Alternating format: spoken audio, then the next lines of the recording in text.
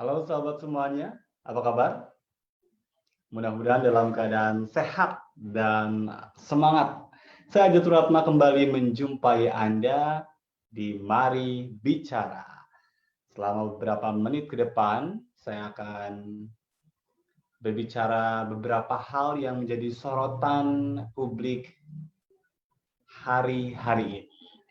Baik, untuk sahabat semuanya, sekali lagi saya berharap semuanya dalam keadaan sehat dan tidak hanya Anda, tapi juga keluarga Anda.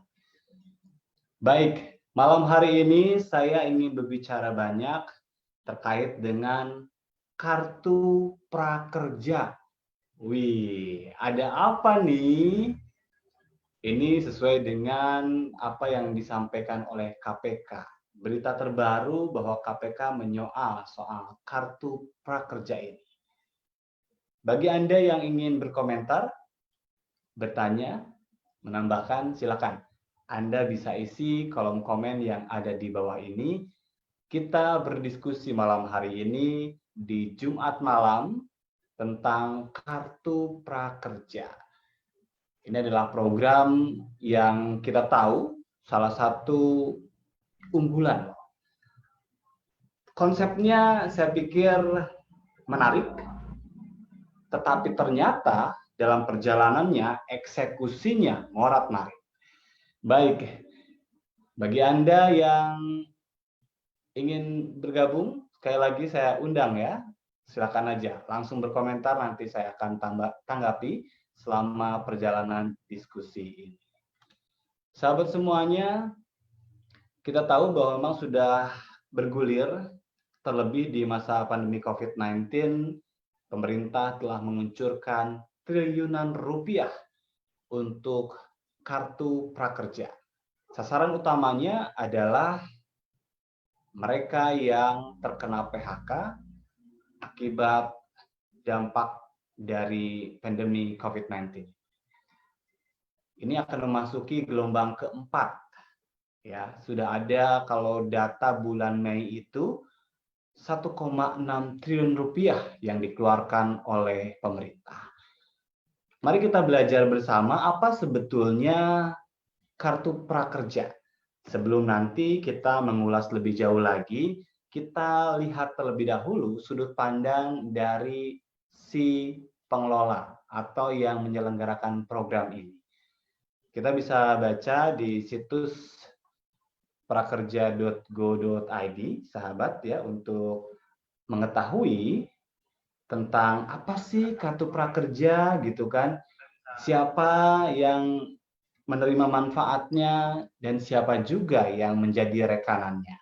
Bahwa kartu prakerja ini merupakan bantuan yang diberikan pemerintah tentu saja berupa biaya pendidikan bagi masyarakat Indonesia yang ingin memiliki atau meningkatkan keterampilannya. Sekali lagi, Anda bisa baca situsnya prakerja.go.id supaya kita bisa melihat kacamata penyelenggara, KPK, dan juga sebetulnya apa yang sangat diharapkan dan bisa berdampak kepada masyarakat. Tujuannya baik tentu saja agar pengangguran itu bisa berkurang. Dengan meningkatnya keterampilan, orang bisa mendapatkan pekerjaan yang lebih baik atau bisa membuka lapangan pekerjaan secara mandiri. Di sini disampaikan bahwa lebih mendekatkan pada pendekatan digital, ya, menggandeng pihak swasta untuk melayani masyarakat dalam mewujudkan sumber daya manusia Indonesia yang unggul. Untuk siapa? Untuk mereka yang sedang mencari kerja, namun juga buruh, karyawan, dan pegawai. Ya, pendeknya adalah semua warga Indonesia yang berusia 18 tahun atau lebih ya ke atas dan tidak sedang sekolah atau kuliah semuanya boleh mendaftar, pendaftarannya secara online di situs Kartu Prakerja. Jadi bukan mahasiswa, tapi yang nganggur lah ya. Di sini juga ada beberapa rekanannya. Kita tahu ya ada Tokopedia, Skill Academy, OVO, kemudian juga mau belajar apa, link aja, Gitu Academy, kemudian juga ada Hacktif ya.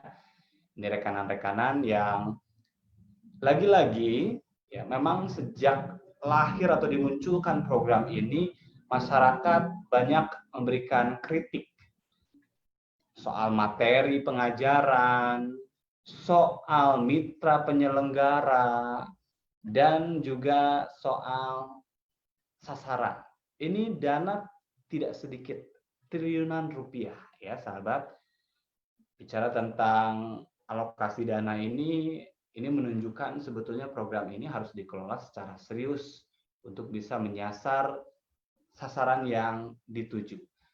Tadi sudah saya sampaikan bahwa Presiden Joko Widodo pernah mengatakan bahwa prioritas dari program ini kenapa diluncurkan juga di masa pandemi COVID-19 adalah untuk mereka yang terkena PHK.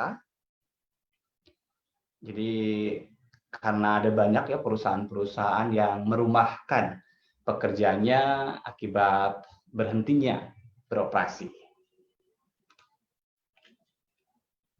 Ini disampaikan oleh Presiden Joko Widodo pada bulan lalu. Lalu apa yang menjadi menarik kemudian setelahnya tadi saya sampaikan bahwa ternyata dalam pelaksanaannya sejak awal itu sempat jadi bahan diskusi di berbagai tempat ya. Tapi entah kenapa minim didengar kalau saya bilang. Hingga terus program ini berkelanjutan, gelombang ketiga sudah selesai, akan memasuki gelombang keempat. Ada berita soal cairnya juga belum, katanya gitu ya, untuk penerima kartu ini. Di luar itu, ya kalau saya sih lebih ingin menekankan pada sasaran dan juga tujuannya tercapai atau tidak, itu yang paling utama gitu kan. Cara boleh lain, tapi kalau sasarannya memang bukan yang dimaksud, ini ya memang bisa terjadi nirfaedah lah atas program yang begitu besar anggarannya. Baik, sahabat semuanya, kalau bicara tentang temuan KPK yang teranyar, ini memang menjadi catatan penting ya bagi keberlangsungan dari program ini selanjutnya. Di sisi lain kita juga sangat berharap KPK juga bisa menelisik lebih jauh terkait dengan ya pengelolaan anggaran selama ini. Ya, kalau memang ada hal-hal yang dicurigakan atau bahkan penyalahgunaan keuangan negara, ya diungkap. Itu demi kebaikan semuanya.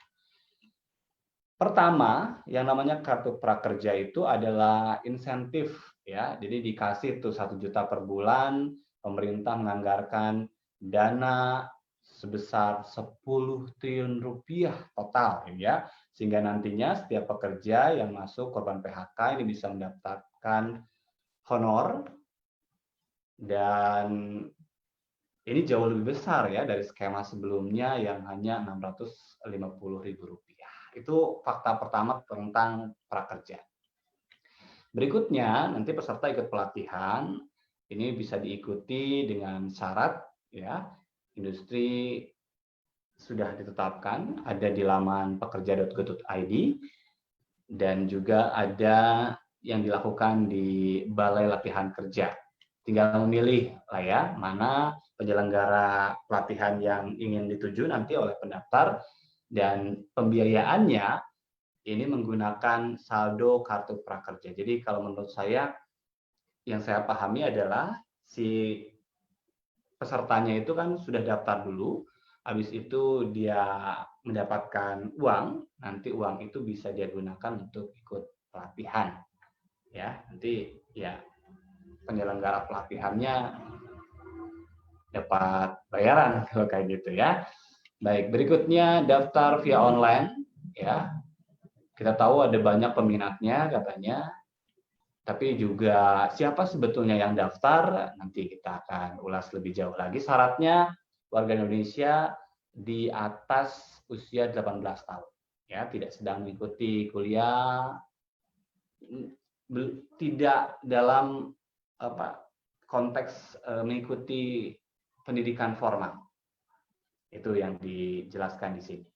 Berikutnya kita tahu tadi juga sudah saya sampaikan, jadi dipilih startup ya yang menyelenggarakan pelatihan digital. Ini pelatihan digital ya.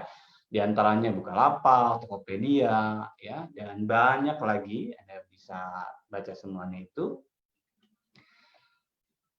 Tapi tadi seperti yang saya sampaikan bahwa yang disasar adalah korban PHK dan para pencari kerja. Ya. Ingat, ini nih ya poinnya gitu. Baik. Kita tahu bahwa kartu prakerja ini sempat disampaikan dalam kampanye politik sebelum pemilihan presiden. Pada saat itu saya memahami bahwa program ini sangat baik untuk menciptakan lapangan pekerjaan, menyiapkan tenaga kerja terampil, dan pada akhirnya mengikis pengangguran. Itu dalam bayangan saya pada saat itu.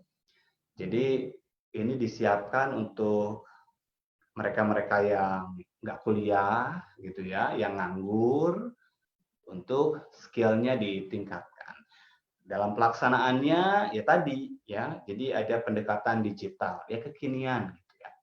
Tapi sebetulnya siapa yang secara realistis saja lah, kalau orang nganggur itu, orang nggak punya kerjaan, itu orang miskin.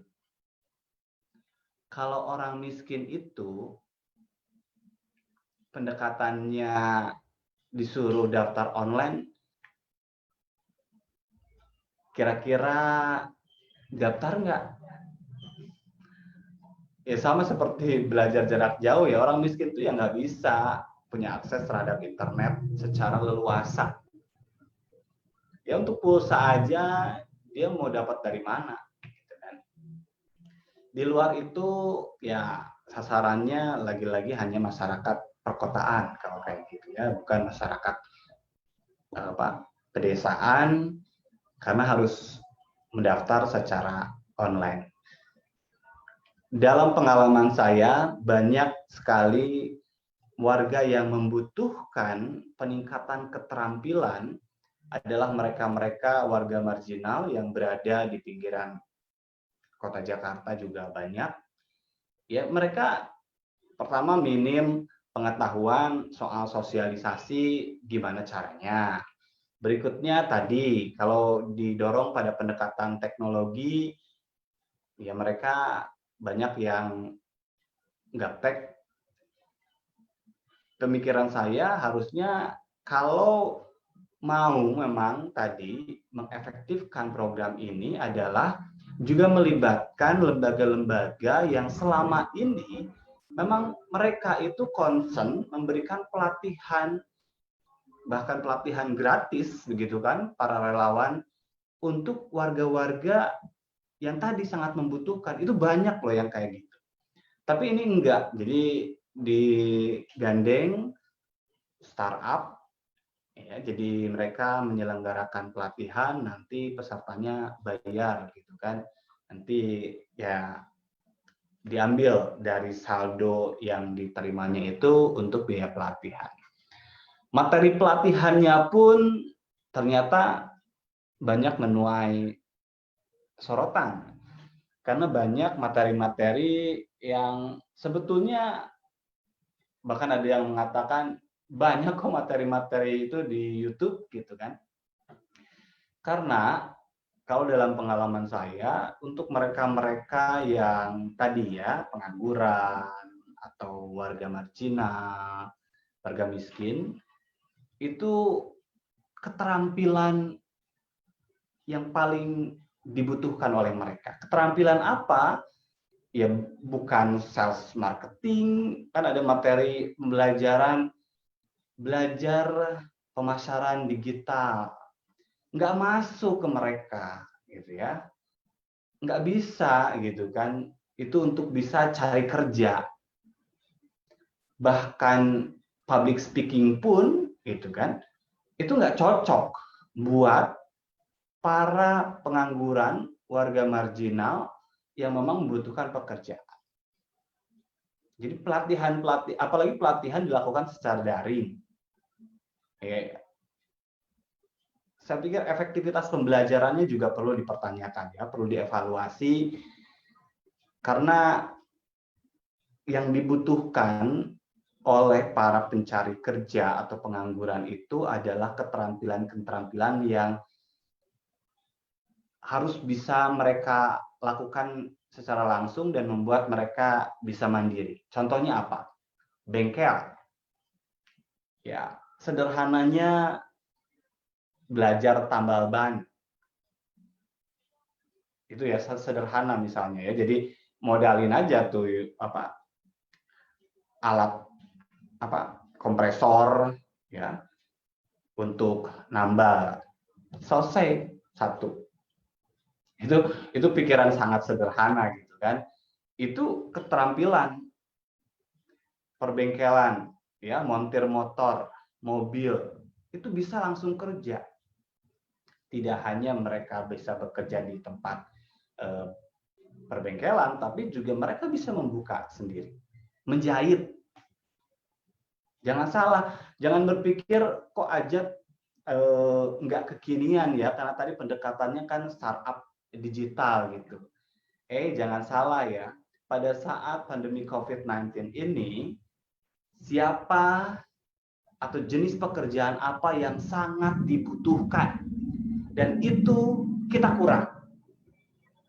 Penjahit, ya, kita butuh APD, kita butuh masker, itu sangat dibutuhkan ya pada saat terjadi pandemi COVID-19. Dan kalau masyarakatnya terampil menjahit, kan mudah saja kita mencari penjahit yang menjahit APD, mudah saja kita menciptakan masker tanpa harus ada spekulan-spekulan gitu kan.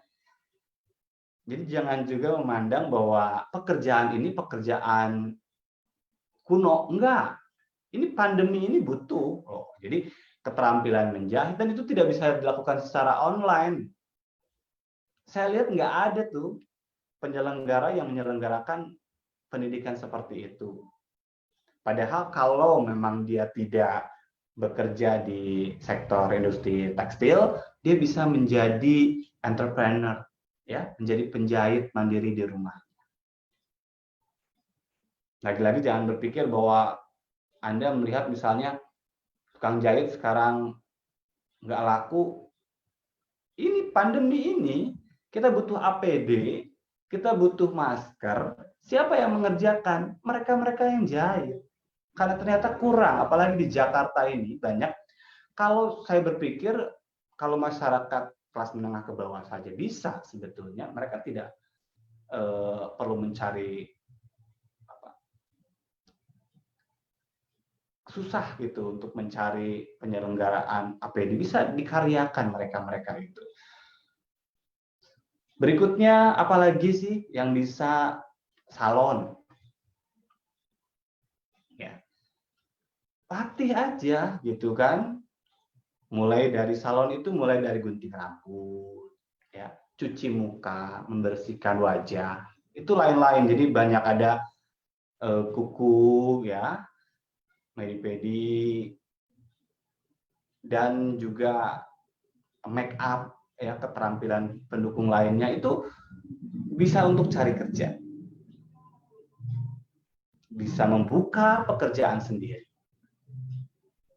Kalau latihan memotret, saya sendiri, saya punya kelas vlog, punya kelas memotret gratis bagi anak-anak, terutama para remaja milenials. Tapi itu bukan bukan pas untuk bisa dapat kerja gitu. Itu pengembangan diri. Jadi dia harus sudah punya modal kamera, sudah punya basic lah, link, baru nanti dia kembangkan lagi tuh keilmuannya. Terlebih latihannya secara online. Aduh, susah ya, susah. Itu jadi saya pikir pemilihan dari penyedia dan juga model pelatihannya saja memang pantas kalau untuk dipertanyakan ya. Mudah-mudahan ini bisa juga menjadi masukan ya. Karena ternyata hal yang didiskusikan oleh masyarakat itu juga temuannya sama dengan apa yang disampaikan oleh KPK baru-baru ini ya, bahwa KPK menemukan ada 4 masalah di kartu prakerja. Ini berita terbaru hari ini, sahabat.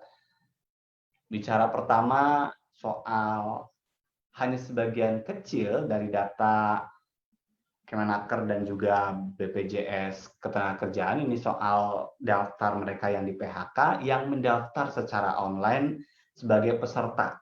Ya, jadi sebagian besar pesertanya itu bukan target dari program ini. Itu yang pertama. Kemudian masalah lain adalah kerjasama dengan 8 platform digital itu ini tidak melalui mekanisme pengadaan barang dan jasa. Kok bisa gitu ya? Dan tunjuk sebanyak 250 pelatihan dari 1.895 pelatihan yang tersedia merupakan milik lembaga penyedia pelatihan yang memiliki konflik kepentingan. Ini bahaya banget ya. Jadi penyelenggaraannya harusnya good governance, ya, bebas dari konflik kepentingan, harus secara profesional. Jadi kalau kemarin juga sempat ada yang mengundurkan diri seorang stafsus, ya ini karena memang terjadi konflik kepentingan, mau nggak mau memang harus seperti itu dan sangat disayangkan sekali bisa terjadi seperti itu. Kurasi materi pelatihan tidak dilakukan dengan kompetensi yang memadai, pelatihan yang memenuhi syarat baik materi maupun penyampaian secara daring hanya 13% dari 1.895 pelatihan. Hanya 13% dianggap layak memadai. Sisanya berarti wow, 87%. Metode pelaksanaan program pelatihan secara daring berpotensi fiktif, tidak efektif, dan merugikan keuangan negara. Ini ada beberapa masalah yang disampaikan oleh KPK, sehingga KPK merekomendasikan beberapa hal, termasuk juga menunda terlebih dahulu pembukaan dari gelombang keempat. Ini sudah masuk gelombang keempat ya. Di gelombang ketiga aja itu sudah 1,6 triliun ya pemerintah mencairkan dana untuk kartu pelatihan prakerja ini. Bukan angka yang sedikit begitu ya, tapi tadi bicara tentang efektivitasnya ini dipertanyakan. Pemerintah harus sangat serius dalam hal ini ya, Menko Perekonomian sebagai yang mengelola, karena ini adalah program yang saya pikir baik dalam konteks membangun sumber daya manusia, pelatihan untuk mereka-mereka yang memang tadi minim keahlian itu penting untuk bisa mengentaskan pengangguran, tapi ya treatmentnya harus yang baik. Ya. Dari pendaftaran saja tadi saya sudah sampaikan, saya mengulang, yang daftar itu kan berarti tadi punya kemauan, yang kadang-kadang dalam pelaksanaan di lapangan sebetulnya mereka-mereka yang butuh pelatihan itu harus dipaksa untuk bisa ikut dalam pelatihan. Misalnya saja mereka-mereka ex warga tunasusila terjaring razia. Ya, mereka nggak ada tuh keinginan untuk daftar, ikut pengembangan diri, memotret, atau lain sebagainya, misalnya yang disediakan sesuai dengan platform. Tapi mereka harus dipaksa masuk ke dalam pusat pelatihan, dan itu sudah dilakukan oleh Kementerian Sosial selama ini. Dan memang tadi digembleng secara mental dan skill. Kenapa saya sampaikan seperti itu? Karena dalam prakteknya di masyarakat, begitu kan, kita kan ingin mengentaskan kemiskinan, membuka peluang kesempatan kerja yang sebesar-besarnya bagi masyarakat, maka carilah ya penyelenggara program ini tuh harus bisa mencari ke tempat-tempat sampai ke pelosok-pelosok mana sebetulnya mereka yang membutuhkan pelatihan.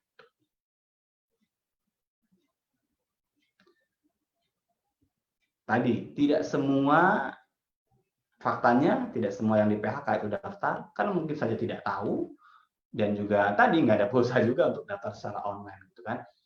Berikutnya, banyak kok lembaga-lembaga yang sudah secara konsisten dia menyelenggarakan pelatihan, bahkan pelatihan gratis bagi masyarakat. Kalau lembaga-lembaga ini dikuatkan, dikasih modal sama pemerintah, nah ini mereka ini sudah nyata gitu kan, membangun sumber daya manusia, hanya mungkin skalanya kecil.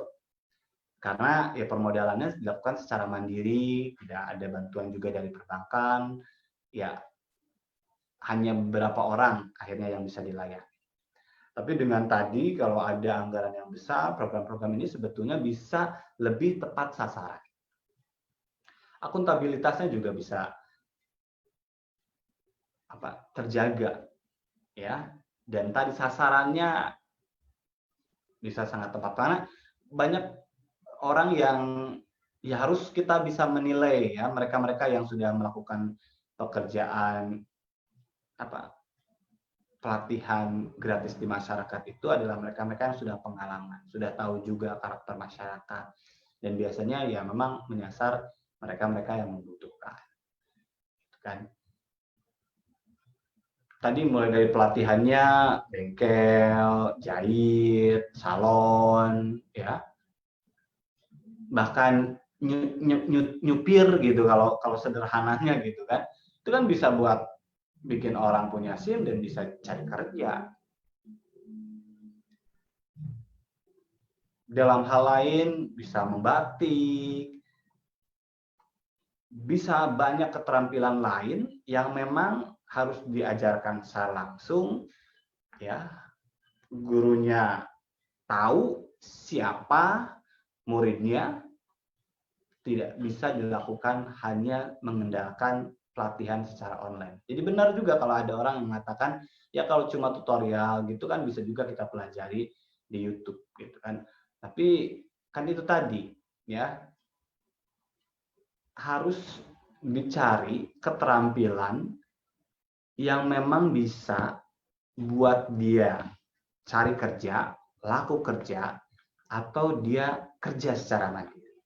Dananya itu sendiri itu bisa buat permodalan sebetulnya. Ya, jadi lembaga pelatihannya yang dikasih dana oleh pemerintah sesuai dengan jumlah dari peserta didiknya. Kemudian uang yang dimiliki oleh peserta didik itu sebetulnya bisa dialokasikan bukan untuk ikut pelatihan, tetapi nanti diproyeksikan untuk mewujudkan hasil dari pelatihan itu.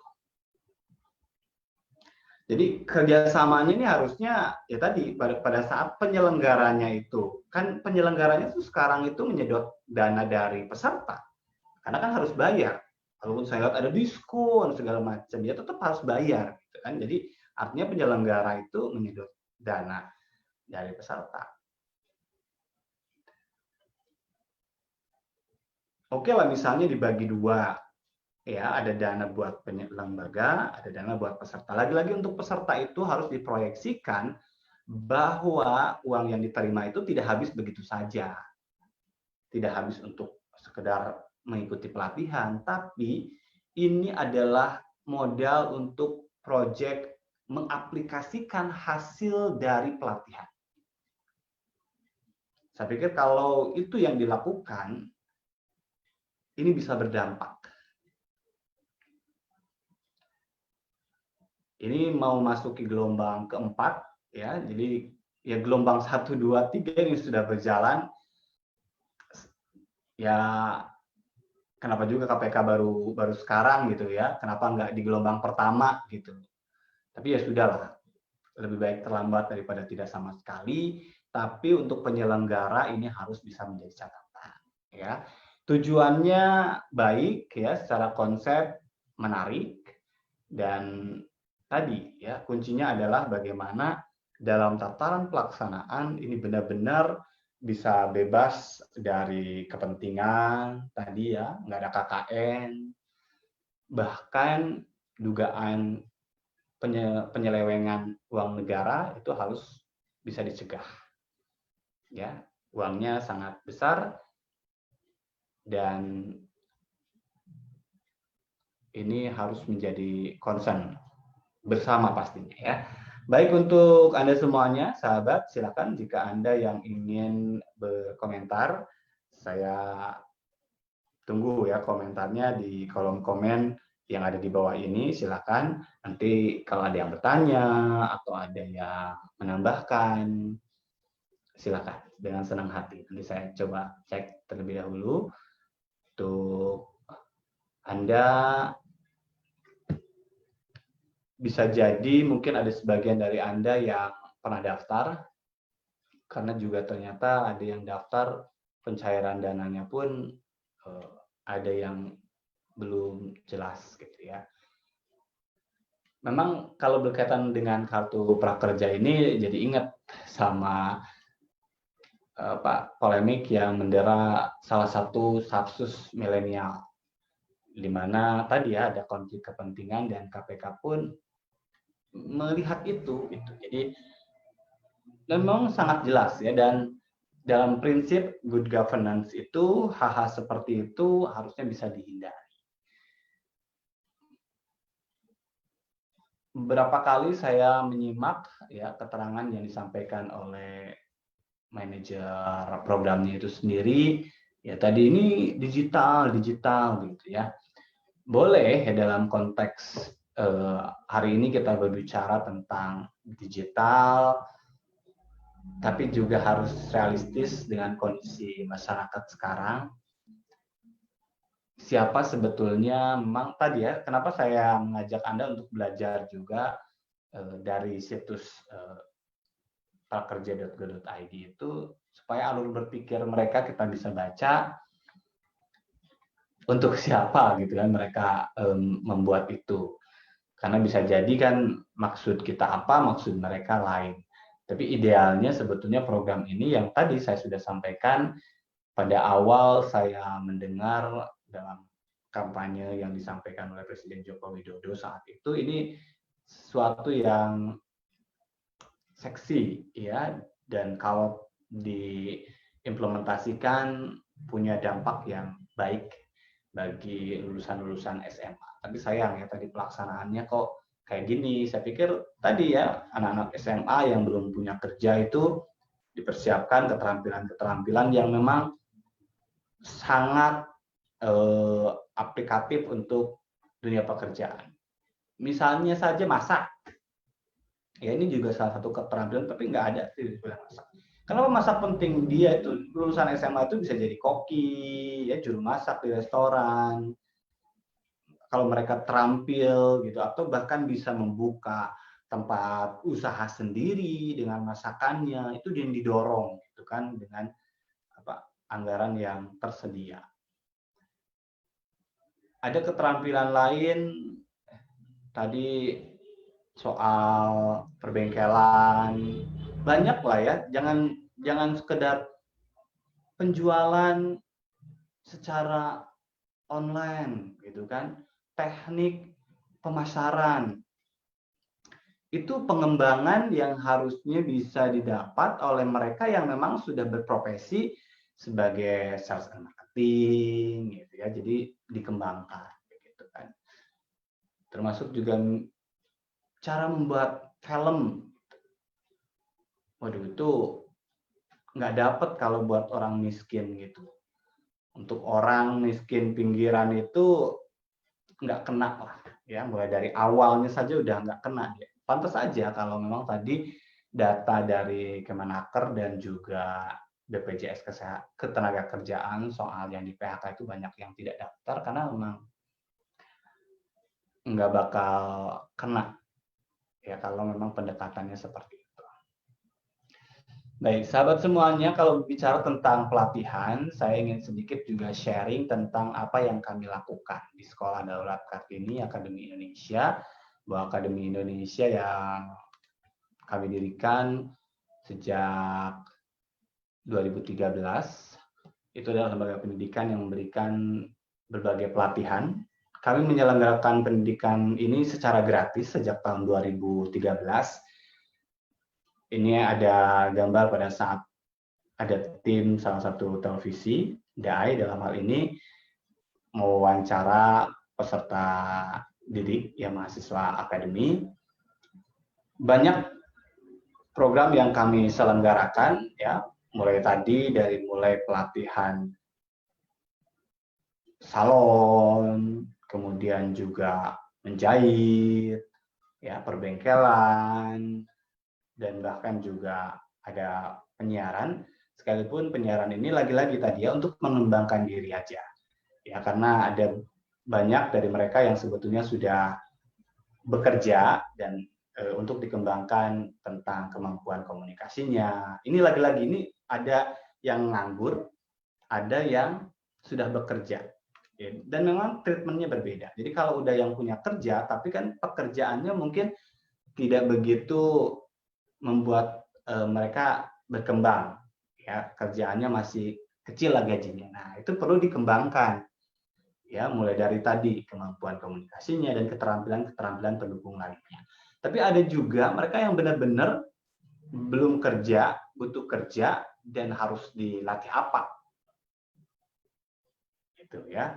Dan ada kegiatan lain juga yang kami lakukan itu adalah mereka-mereka yang secara kebatinan gitu ya, sudah terdorong untuk berbagi terhadap sesama dan kita latih untuk menjadi guru di daerah-daerah terpencil melalui program Bakti untuk Negeri.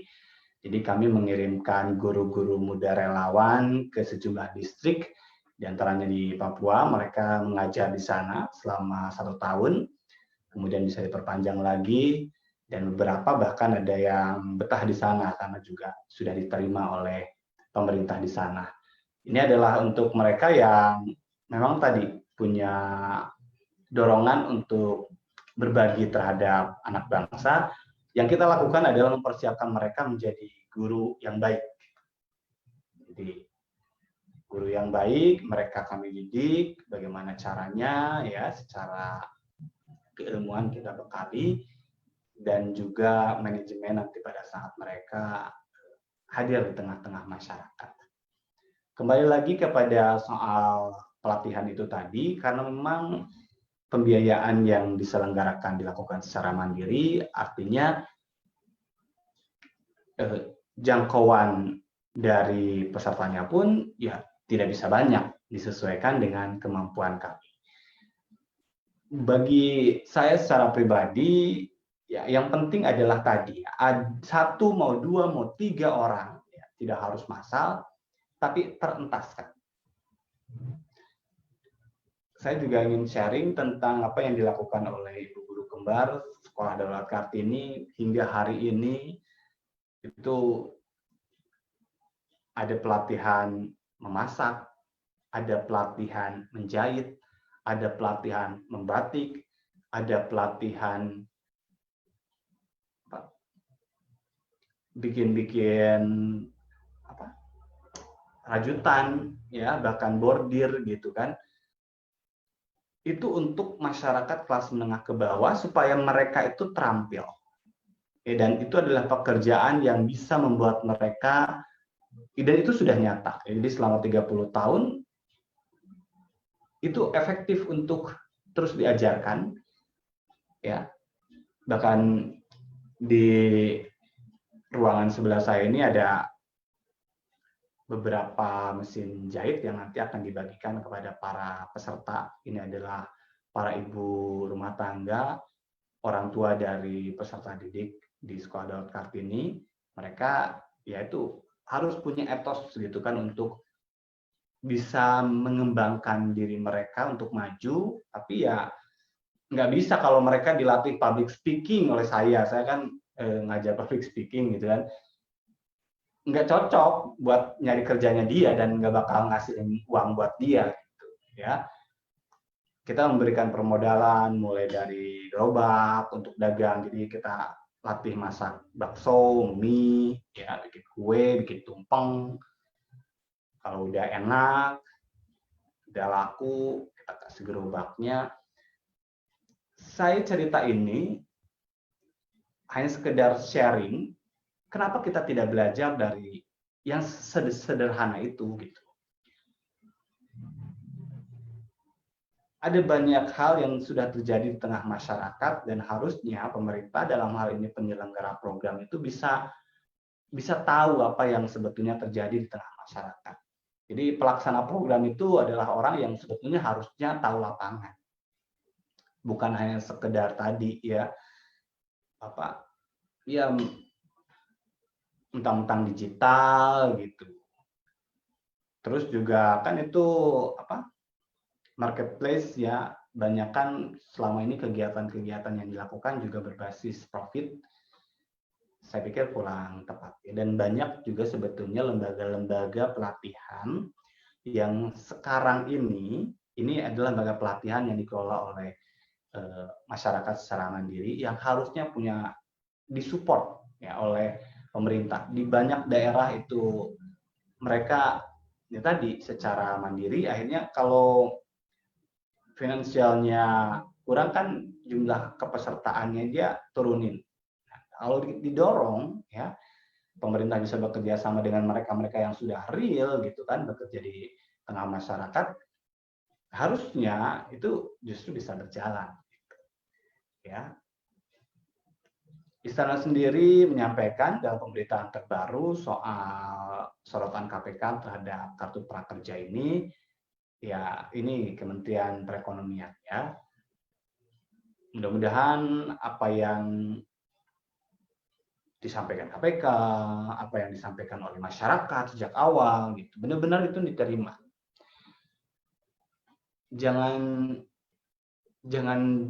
anti terhadap masukan-masukan itu, karena semua masyarakat sebetulnya mendukung gitu kan program ini, karena sejak dari awal ini adalah program yang menarik, jumlah angkanya besar, artinya kalau besar kan bisa sangat berdampak sebetulnya kalau efektif gitu kan. Jadi ini nggak main-main.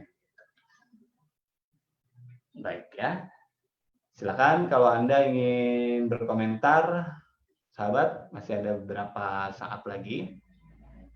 Dalam konteks pembangunan sumber daya manusia, memang yang dibutuhkan adalah pendidikan dan keterampilan. Bagi mereka yang sudah pernah bekerja, kemudian hilang pekerjaan, ya butuh ada juga.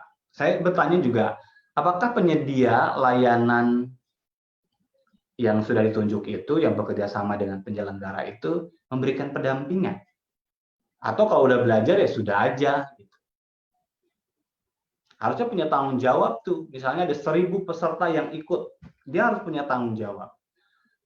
Karena sejatinya guru juga harus seperti itu ya. Guru juga harus punya tanggung jawab terhadap tidak hanya output ya, meluluskan, tapi juga outcome. Lembaga pendidikan itu harus sampai pada outcome. Itu tanggung jawab moral gitu kan. Jadi kita melulusin orang itu, dia itu keterima nggak di tengah masyarakat. Gitu ya.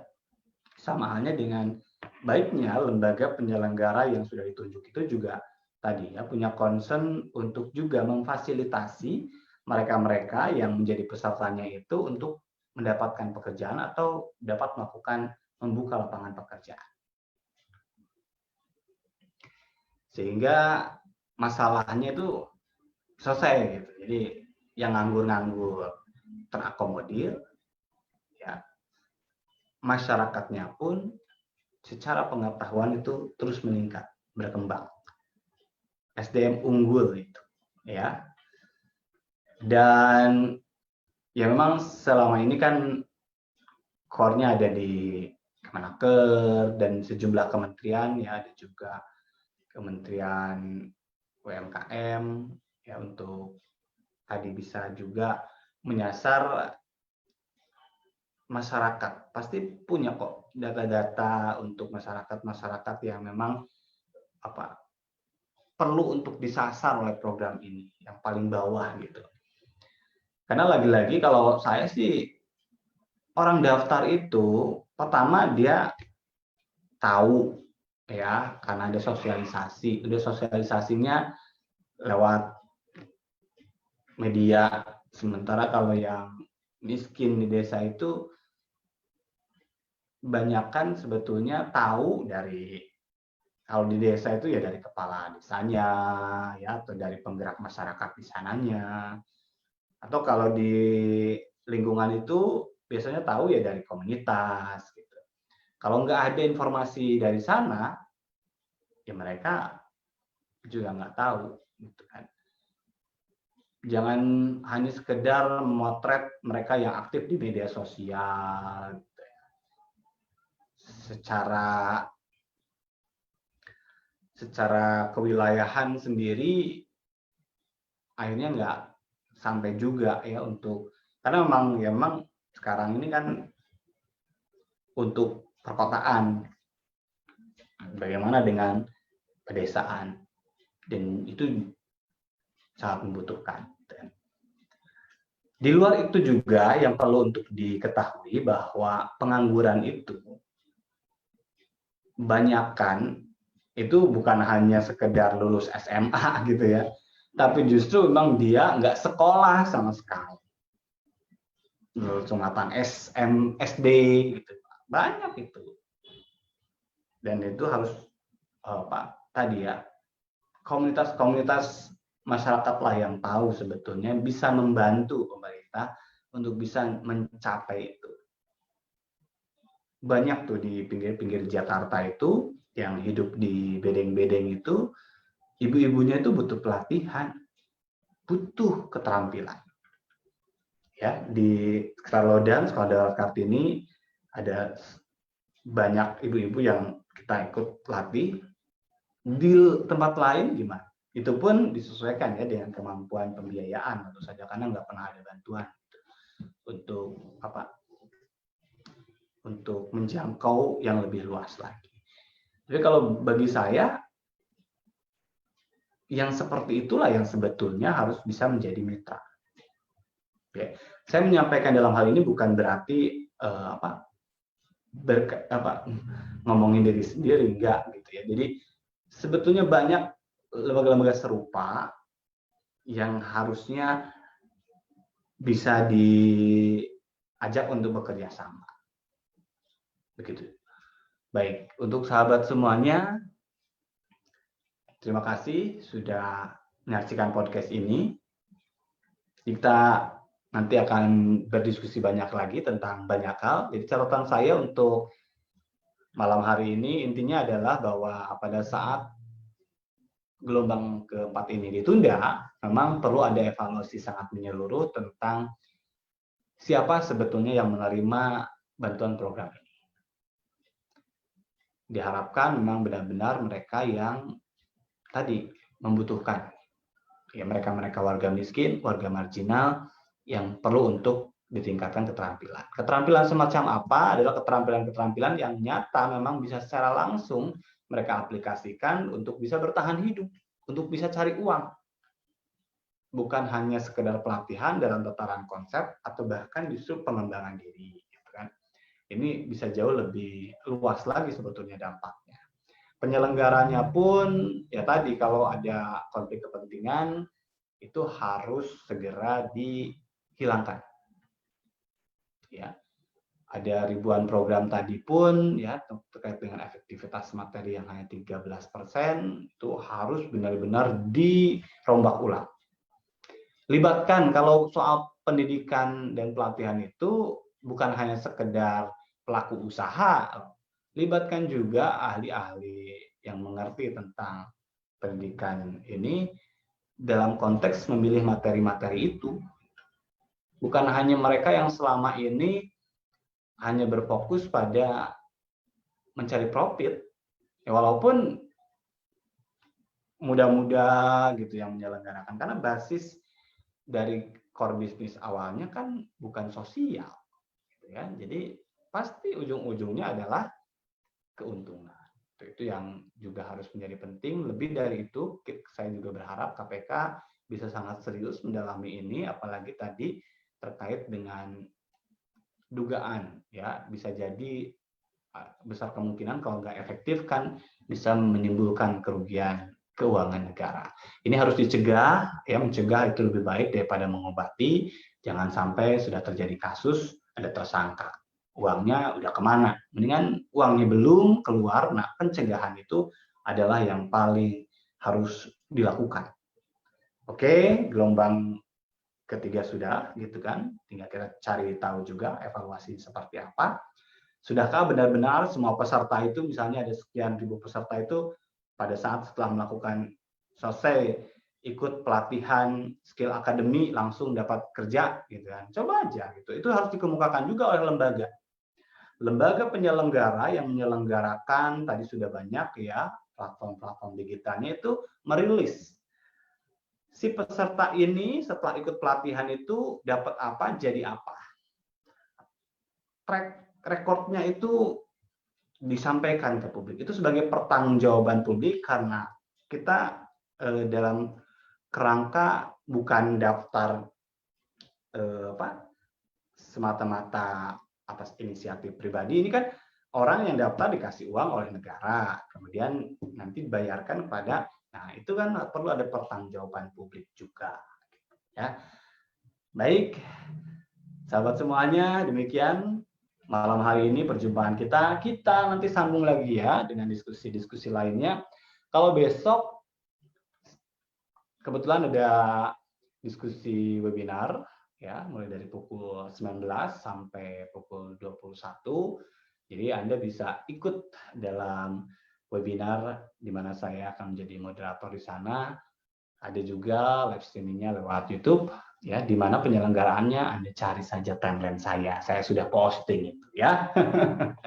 Sehat selalu untuk Anda, salam sukses, salam untuk keluarga, happy weekend, ya, sampai jumpa.